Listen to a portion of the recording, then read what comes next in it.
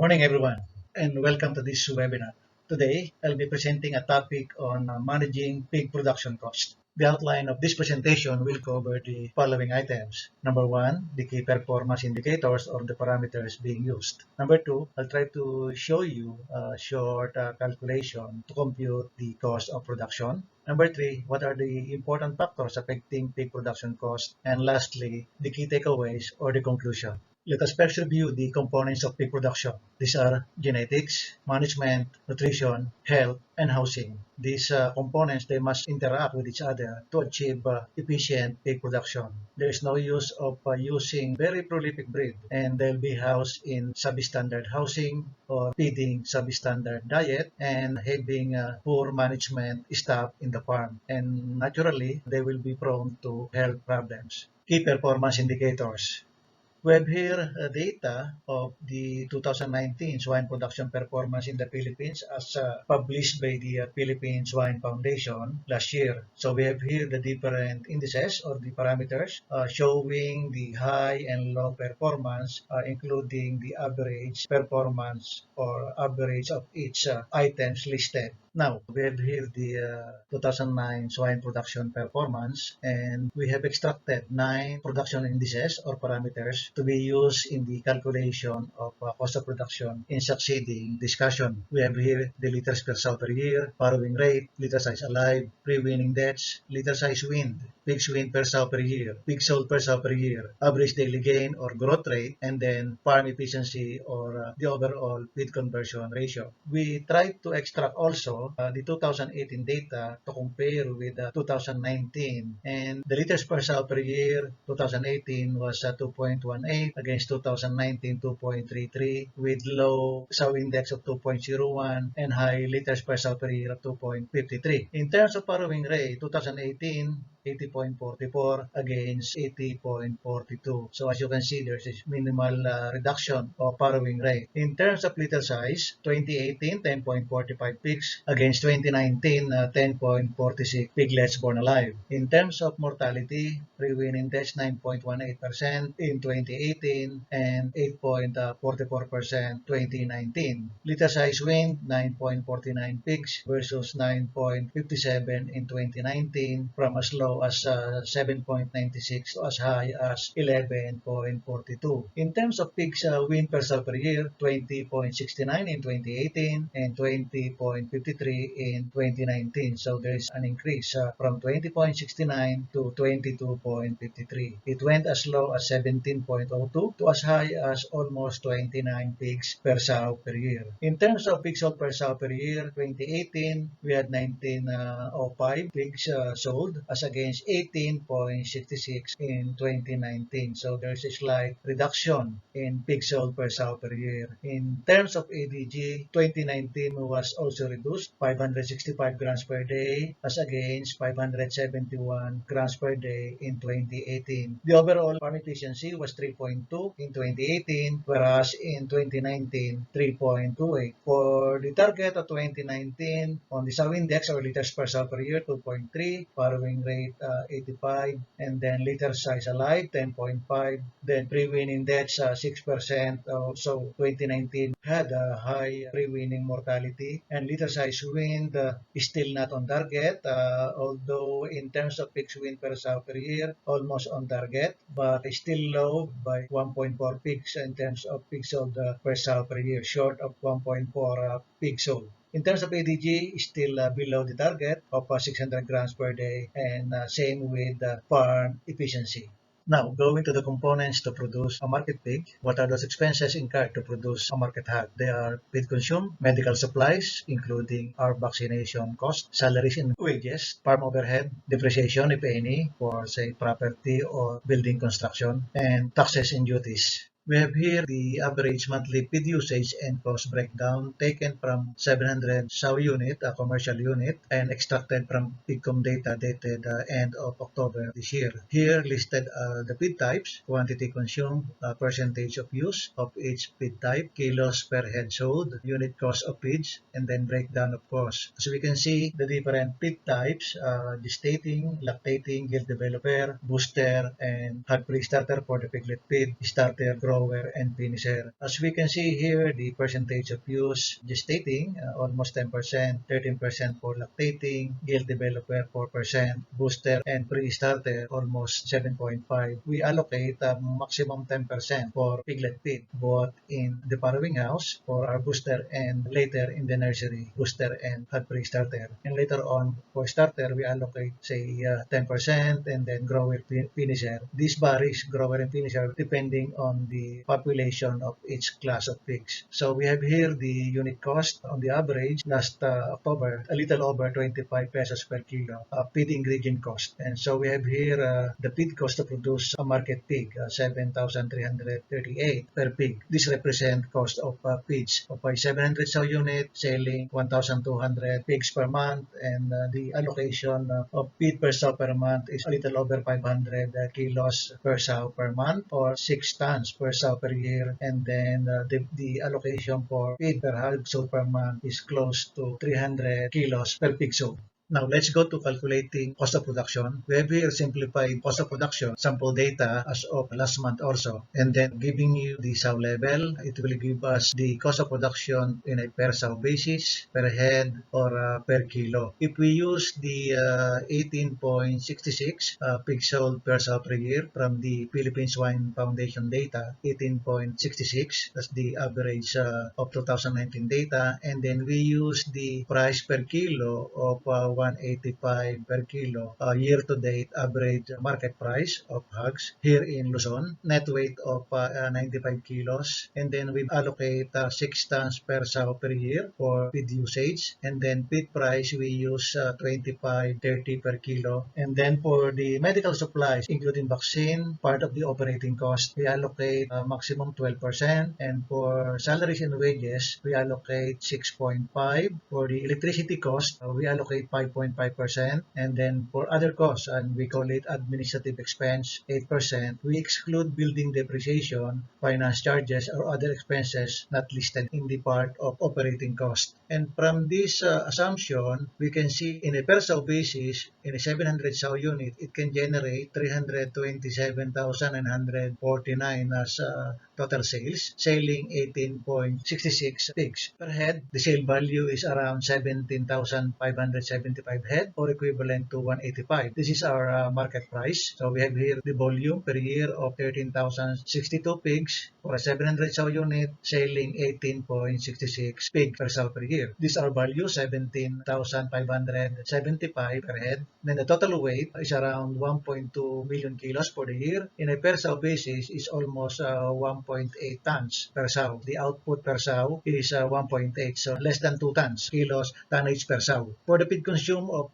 budget of 6 tons per sow per year, we have a total consumption of 4.2 million kilos, and then the total feed cost for the year is 106 million. And in a per sow basis, this 700 sow unit is spending 151,000 per sow in terms of feeds, or 8,135 per head, because it's selling only 18.66. So the cost of feeds is 8,135.85 pesos. So in a per kilo basis, that's 85.63. 8135 divided by 95 kilos, so that's 85.63, the feed cost component of the market pig. Now, on the medical supplies and vaccinations, so in a per sow basis, the farm is spending 18,216 per sow, expense for medical supplies, or about 1,000 pesos per head, or a little over 10 pesos per kilo. For salaries and wages, almost 10,000. The contribution is around 10,000 per sow, or around 530 pesos per head, or equivalent to a little over 5 pesos per kilo. On the electricity cost, per sow basis is 8,349, or almost 450 pesos per head basis, or 4.71 pesos per kilo. On the other farm overhead, the expense is around 12,144, or 650 pesos per head sold, or 6.85 per kilo. If we total this one in a per sow basis, total expenses of around 200,376 per sow, or 10,730 138 per head or around 113 per kilo. This is the cost of production, 113 per kilo or around 10,738 per pig, excluding, of course, building depreciation, finance charges, or other expenses that are not included in the computation here. This farm is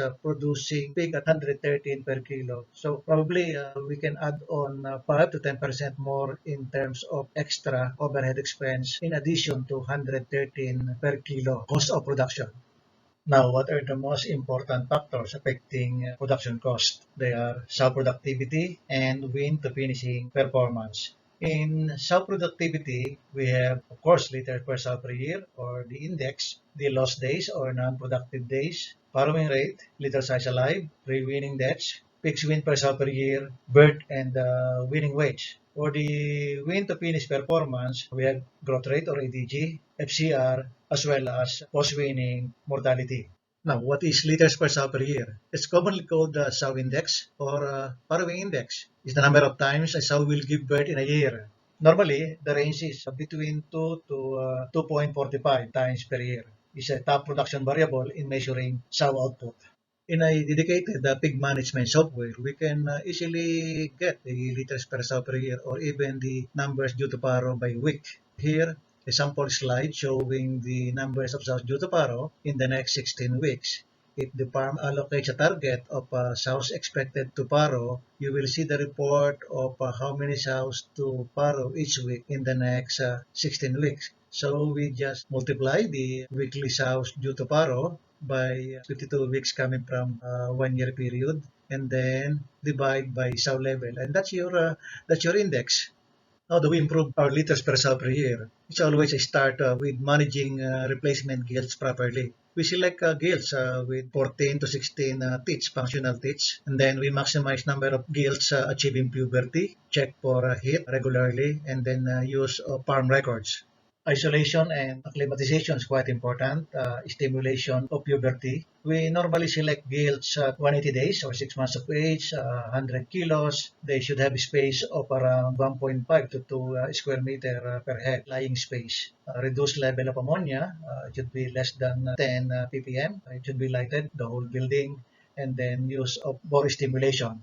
While on isolation, vaccination and estrus detection are carried out, and after that we do the hardening period. Still on improving liters per sow per year on the gilts. For the breeding targets, we breed at 130 to 170 kilos of their weight. Mostly about 90% of gilts are breedable on this weight. And then the age are around 230 to 270 days old. And then the backpat level are more than 15 millimeter, and then they must be fed full before service. We try to reduce the incidence of repeat breedings through proper heat detection, bore testing and stimulation, right insemination, and the use of proper mating techniques. For the mating techniques, we recommend the following mating techniques to reduce the incidence of repeat breeding. For the gilts, we serve every 12 hours interval, say AM, PM, AM, or if those gilts come in heat in the afternoon, we breed PM, repeat the following morning, and then PM again. For those dry sows, less than 5 days, they come in heat less than 5 days, they must be served 24 hours interval. If they come in heat in the morning, repeat the following morning and then succeeding morning. So AM, AM, AM. If they come in heat at PM time, the succeeding services or matings must be carried out at 3 PM time. So PPP. Those dry sows with 6 to 7 dry days, if they come in heat, they must be served and then repeat 24 hours later. And the last insemination must come 12 hours after the second service. So it's a AM, AM, PM, or PM, PM, AM. And the sows dry more than 8 days must be served every 12 hours, same as gilts. So those repeat sows, of course, we cannot avoid the incidence of repeat sows, whether regular or irregular repeat. They must be served 12 hours interval. We don't allow breeding or services less than 8 hours apart. Part of the program to carry out successful pregnancy check is to carry out pregnancy diagnosis like ultrasound at least 25 days after breeding. Another very important parameter is the non-productive or NPD or lost days. There are days a sow is not pregnant or lactating. Good farms achieve more or less 30 days per year as lost days. Non-productive days are correlated to farrowing index. Of course, shorter NPDs have better farrowing index, while poorly handled farms have longer NPDs.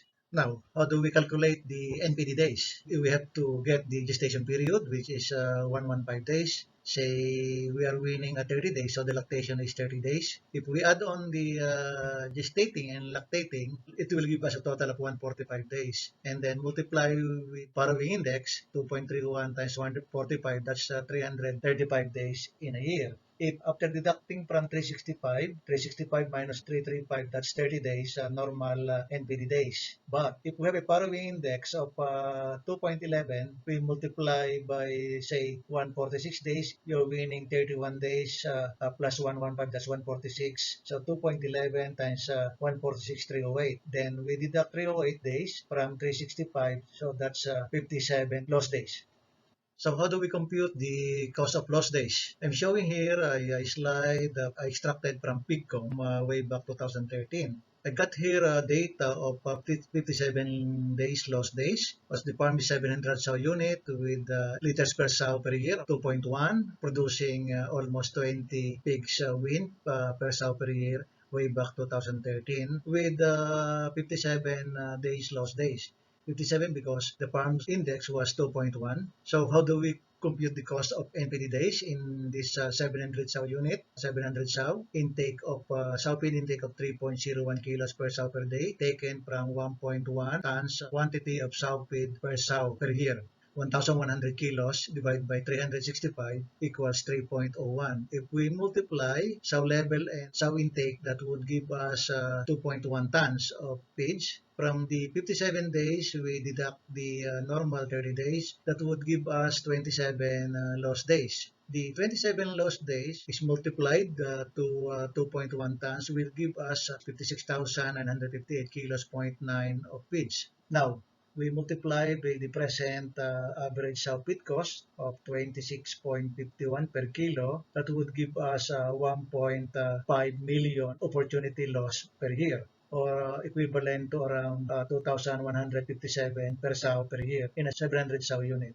Still on liters per sow per year, there should be a regular pattern of culling of sow, a regular procedure being practiced in the farm. How to carry out proper culling or removal of sows in the farm. As we know, it has a direct correlation to the breeding herd efficiency. We have to regularly replace unproductive sows. Then we can optimize parity profile. And then culling of sows are either voluntary or selected or involuntary or forced removal.